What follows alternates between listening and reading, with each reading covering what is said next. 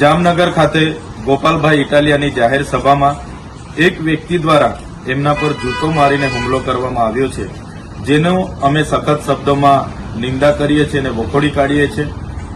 ગોપાલભાઈ ઇટાલિયા અમારા ધારાસભ્ય છે, લોકપ્રિય નેતા છે અને આમ આદમી પાર્ટી એ ગુજરાતના તમામ વર્ગના લોકો માટે આજે અવાજ બની રહી છે.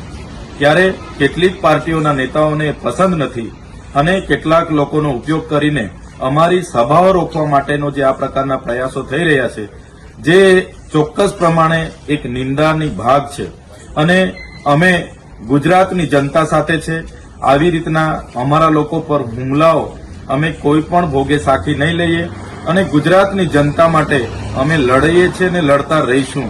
અમને ભલે જેલોમાં નાખવામાં આવે છે, અમારા પર ખોટા કેસો કરવામાં આવે છે અને અમારી સભાઓમાં આ પ્રકારના નશો કરાવીને લોકોને મોકલીને જૂતાઓ પણ મારવામાં આવે છે, છતાં અમે ગુજરાતની જનતાના પ્રશ્નો ઉઠાવતા રહીશું, જનતાને ન્યાય અપાવતા રહીશું અને આવા પ્રકારની ઘટનાઓથી અમારું મનોબળ ક્યાંય વ્યથિત થવાનું નથી. એનાથી પણ વધારે તાકાતથી આવનારા દિવસોમાં આમ આદમી પાર્ટી પૂરા ગુજરાતમાં આગળ વધશે.